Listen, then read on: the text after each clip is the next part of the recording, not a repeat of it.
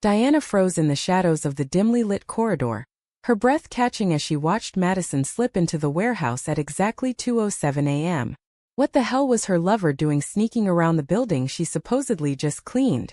The accusation of theft had been nagging at Diana ever since the accident report landed on her desk, but this midnight pursuit was about to change everything she believed about their secret affair. But when Madison flicked on the lights and pulled a hidden safe from behind the shelves, extracting a folder stamped with the company's official seal, Diana stepped forward, her voice trembling.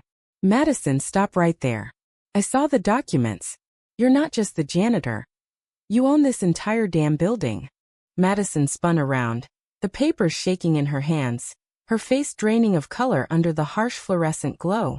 The folder contained deeds, corporate charters, and bank records, all pointing to one name: Madison Elizabeth Harper, sole proprietor of Harper Tower, and every asset inside it. Diana's stomach dropped. For 6 months they had shared stolen kisses in supply closets, whispered promises after midnight shifts, and built a love so fragile it could only survive in the dark. Now the woman Diana had risked her CEO title to protect was the one holding the keys to the kingdom she thought she ran. "You followed me?" Madison whispered, her voice cracking with a mix of betrayal and fear.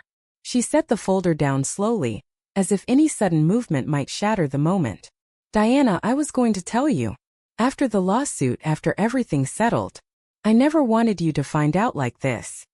Diana's mind raced through every late-night conversation, every time Madison had shrugged off questions about her past, every gentle deflection when Diana offered to promote her out of the janitorial role.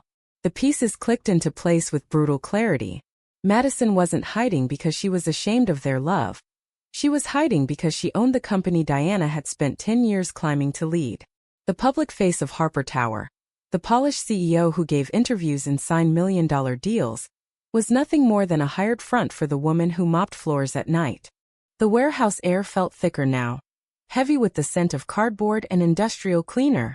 Rain lashed the high windows overlooking Manhattan, turning the city lights into blurred streaks. Diana took a step closer, her designer heels clicking on the concrete. How long have you been playing both sides? Letting me think I was in charge while you watched from the shadows?" Madison's green eyes filled with tears she refused to let fall. "Since my father died 3 years ago. He left everything to me on the condition I stayed invisible. No press, no boardroom, no spotlight. I chose you anyway. I chose us." The confession hung between them like a live wire. Diana wanted to scream, to demand answers, but the only sound that escaped was a broken laugh. Their secret lesbian love, the one thing that had kept her sane through boardroom battles and endless pressure, was now tangled in a web of lies that could destroy them both. Outside, the first hint of dawn touched the skyline, but inside the warehouse, the real storm was just beginning. Diana's phone buzzed in her pocket, the hospital calling about the injured warehouse worker from last week's forklift accident. The lawsuit papers had arrived yesterday, demanding millions and threatening to drag the company's name through every tabloid in New York. If the media got hold of this ownership twist on top of their relationship, it wouldn't just be a scandal. It would be career suicide for both of them.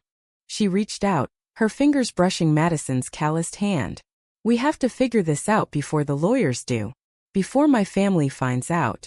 Before the world decides 2 women in love running this building is the real crime here."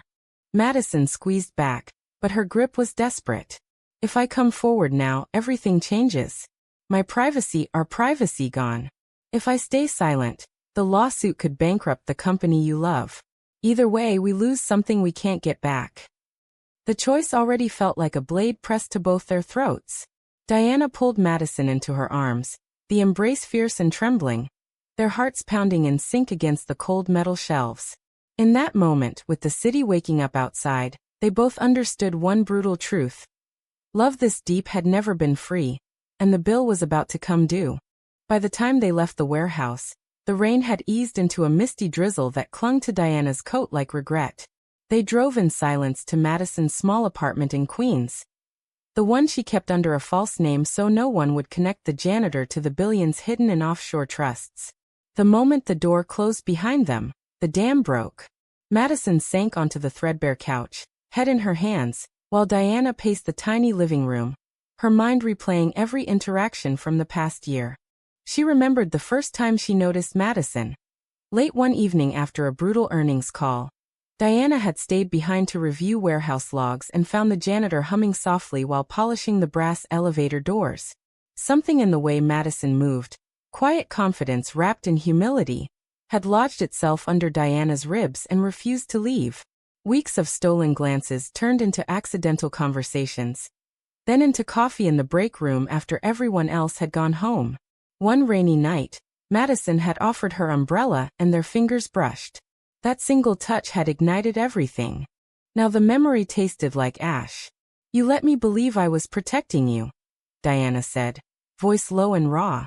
"I turned down promotions for other people because I didn't want anyone looking too closely at why I kept a janitor on staff. I risked my reputation for us." Madison looked up, eyes red-rimmed. "And I risked my father's dying wish. He built this company from nothing and made me promise I'd never become another headline-hungry billionaire. I watched you from day one, Diana. I saw how you fought for the employees, how you stayed late to fix what others broke. I fell in love with the woman who actually cared. That's why I couldn't tell you." The lawsuit loomed larger with every passing hour. The injured worker, a single father named Carlos Rivera, had suffered a crushed leg when the forklift's brakes failed. His lawyers were already leaking stories to the tabloids about corporate negligence at Harper Tower.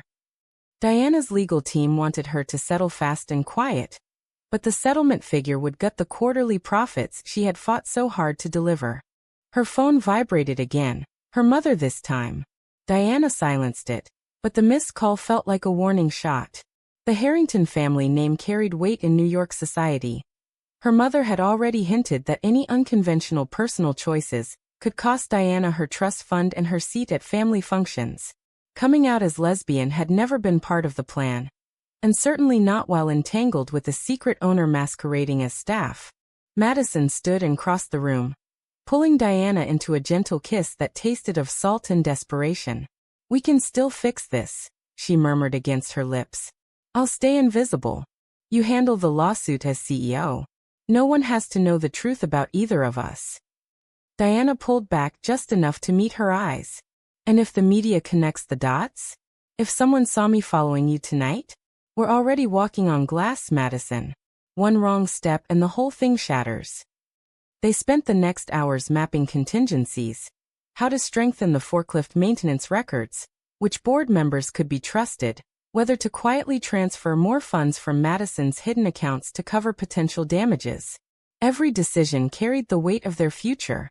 Protect the company and risk exposure, or protect their love and watch the empire burn. By sunrise, exhaustion had settled into their bones, but the bond between them felt sharper, almost desperate. Diana traced the line of Madison's jaw, memorizing the curve she might not be allowed to touch openly much longer. "I love you," she whispered. "More than the title, more than the tower. But I don't know if love is enough when the world wants to tear us apart." Madison's answer was to hold her tighter. Outside, the city began its morning roar, oblivious to the two women inside who had just discovered that the biggest threat to their happiness wasn't the lawsuit or the press. It was the truth they could no longer hide from each other. The first headline appeared 3 days later, buried in the business section but already gaining traction on social media. Harper Tower CEO linked to warehouse accident. Insider questions safety oversight. Diana stared at the article on her laptop in the executive suite, her coffee going cold. The byline mentioned anonymous sources and hinted at unusual staff relationships that might have distracted leadership. Someone had talked. Her assistant knocked once and entered without waiting. "Legal wants an emergency meeting. The Rivera family just increased their demand to $12 million. And there are photos circulating in private forums." Diana's blood turned to ice. She opened the encrypted link her assistant slid across the desk. Grainy security stills from the parking garage showed her and Madison embracing after hours, faces half hidden but recognizable to anyone who knew them. The caption read, "CEO's secret midnight meetings, janitor or more?" The scandal exploded by lunch. Tabloids ran side-by-side photos. Diana in power suits at galas next to Madison in her gray uniform pushing a mop cart. Comment sections filled with venom. some calling it a lesbian power play, others accusing Diana of exploiting an employee. The board convened an emergency video call, faces grim on the screen. "This is a PR nightmare," the CFO snapped. "We need you to distance yourself from that woman immediately." Madison texted from the basement locker room. "I saw it. I'm so sorry. Tell me what you need me to do." Diana's fingers hovered over the keyboard. Every instinct screamed to protect Madison, to claim the photos were innocent, to lie. But lying had already cost them too much. Instead she typed back, "Stay out of sight. I'll handle the board." The press conference was scheduled for the next morning. Diana spent the night in her penthouse alone, staring at the city lights, replaying every stolen moment. Her mother had left 3 voicemails, each colder than the last. "End this now, Diana. The family name cannot survive another scandal." When Madison slipped in through the service entrance at 1 a.m., they didn't speak at first. They simply held each other on the couch, the silence louder than any argument. "I can come forward," Madison finally said. "Tell them I'm the owner. Take the heat off you." No, Diana's answer was immediate and fierce. "If you expose yourself, they'll paint you as the puppet master who hid behind a lesbian affair to dodge responsibility. We lose either way." The confrontation escalated when the board leaked their own statement distancing the company from personal entanglements. By dawn, protesters gathered outside Harper Tower holding signs that read "No more cover UPS," and more cruelly, "CEO's secret girlfriend endangers workers." Diana stood at the window watching them, Madison's hand warm on her lower back. "Every decision feels like choosing which part of us dies first," she whispered. The pressure was suffocating. Media vans lining the street, lawyers demanding statements, family threatening to cut ties. Yet in the eye of the storm, their love remained the only steady thing. Madison turned her gently. "Then we decide together. No more secrets. No more following each other in the dark." Diana nodded, but inside she wondered how long they could survive when the world had already decided they were the villains in their own love story. The family dinner was supposed to be damage control. Instead it became a battlefield. Diana's mother sat at the head of the long mahogany table in their Upper East Side townhouse, silver hair perfectly coiled, eyes like ice. "You will issue a statement denying any inappropriate relationship with that employee," she said, voice clipped. "The Harrington name has survived wars and market crashes. It will not be dragged through the mud by your choices." Diana's father stared into his scotch, silent as always. Her brother, the golden child with the perfect straight marriage, cleared his throat. "Think about the trust fund, D. The board is already polling shareholders. One more wrong move and you're out." She wanted to scream that Madison wasn't that employee. She was the woman who made Diana laugh in the middle of boardroom nightmares, the only person who saw past the CEO title to the exhausted woman underneath. But the words stuck in her throat. Every defense she offered would only confirm the rumors. Later that night, Madison waited in the shadows of the service alley behind the townhouse. Diana slipped out the back door and into her arms, the embrace desperate. "They want me to choose," she whispered against Madison's neck. "Family money or you. Reputation or us." Madison pulled back just enough to cup Diana's face. "Then choose you. Choose us. I'll sign whatever papers you need. Transfer ownership publicly if it helps. I never wanted the spotlight anyway." The offer was everything and nothing. Transferring ownership would save the company from the lawsuit, but would expose Madison as the hidden billionaire who had let an accident happen on her watch. The media would crucify her, and their relationship would become tabloid fodder for years. Back in the apartment, they lay tangled on the bed, fully clothed, simply breathing together. Diana traced patterns on Madison's arm. "Remember when we first kissed? You tasted like peppermint and courage. I thought nothing could touch us." Madison's laugh was soft and sad. "I still taste like courage, but now it's mixed with fear." The next morning brought fresh hell.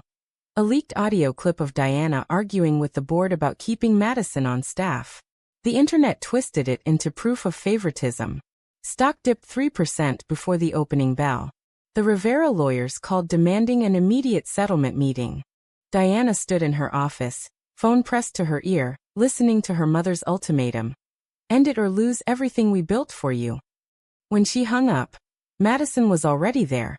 Having used her master key to bypass security, they faced each other across the desk, the city humming far below. I can't ask you to give up your family, Madison said quietly. You're not asking. I'm choosing. Diana stepped around the desk and kissed her, slow and deliberate, pouring every ounce of defiance into the touch. But if we're going down, we're doing it together. No more hiding. The decision settled over them like a vow. Outside, cameras flashed as another news van arrived. Inside, two women held each other and prepared for the war they knew was coming. The courtroom corridor smelled of polished wood and desperation. Diana sat on a bench outside the mediation room. Madison beside her in a simple black suit that somehow made her look both powerful and vulnerable. The Rivera family's lawyers had agreed to one last closed-door session before trial. $12 million or a public admission of fault. The choice felt impossible. Madison's hand found hers under the folder on her lap. I can end this right now, she whispered. One phone call to my attorney and I become the owner on record. The lawsuit becomes my problem, not yours. Diana squeezed back so hard their knuckles whitened. And then what? The press will dig until they find us. Your father's condition, my family's threats, everything we've protected for a year will be headlines by dinner. She leaned closer, voice barely audible. I won't let them turn our love into a scandal that destroys you. Inside the mediation room the tension was thick enough to choke on. Carlos Rivera sat across the table, leg in a brace, eyes tired but determined. His lawyer slid new evidence across the table. Maintenance logs that had mysteriously gone missing for 3 months. Diana's stomach dropped. Someone inside the company had been covering tracks. Hours later they emerged exhausted. No settlement. Trial date set for 6 weeks. As they stepped into the hallway, a reporter somehow slipped past security and snapped a photo of them standing too close, faces drawn with shared strain. By evening the image was everywhere. CEO and Janitor, more than friends during lawsuit crisis?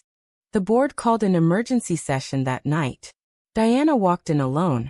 Madison waiting downstairs in the lobby like a secret weapon. The directors didn't waste time. Resign now and we'll contain the damage. Stay and we'll be forced to terminate your employment for cause, conflict of interest. She looked at each face, remembering every late-night strategy session, every victory they had celebrated together.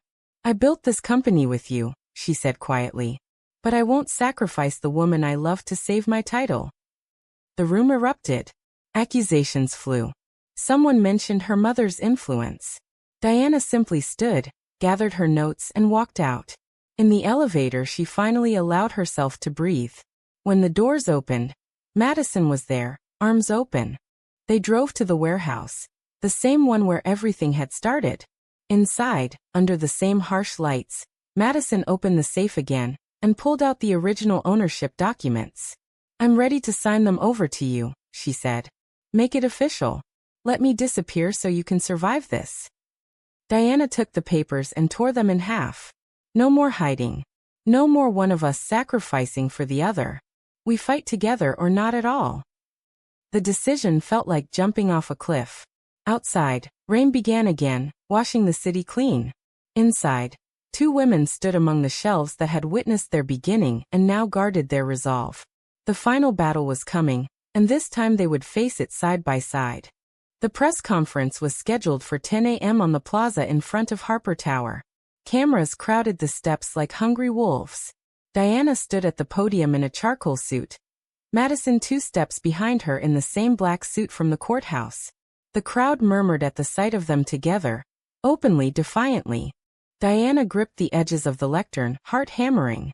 6 weeks ago I followed the woman I love into this building at 2 in the morning, because I was terrified of losing everything we had built.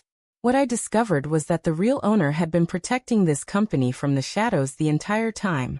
Madison Harper is not just my partner. She is the heart of Harper Tower. Gasps rippled through the crowd. Reporters shouted questions. Phones recorded every word. Diana kept her voice steady. The accident was unacceptable. We accept full responsibility and will pay every cent Carlos Rivera deserves. But we will not apologize for loving each other. The real scandal was never our relationship. It was the silence that almost cost us everything. Madison stepped forward, taking Diana's hand in full view of the world. I hid because I was afraid. Today I choose courage. Harper Tower will remain open.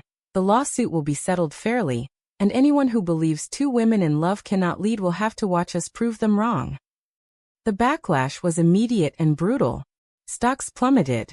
Diana's mother released a statement disowning her. The board voted to remove her as CEO within the hour. But by afternoon, support poured in from unexpected places. LGBTQ organizations, employees who had quietly known the truth, even strangers moved by the raw honesty. 3 months later the settlement was signed. Carlos Rivera received the care he needed, and a new job within the company.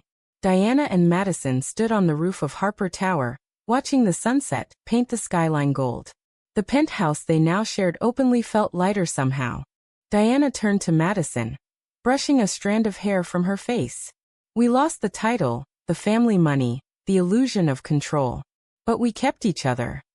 Madison smiled. The same smile that had started everything in a quiet hallway long ago.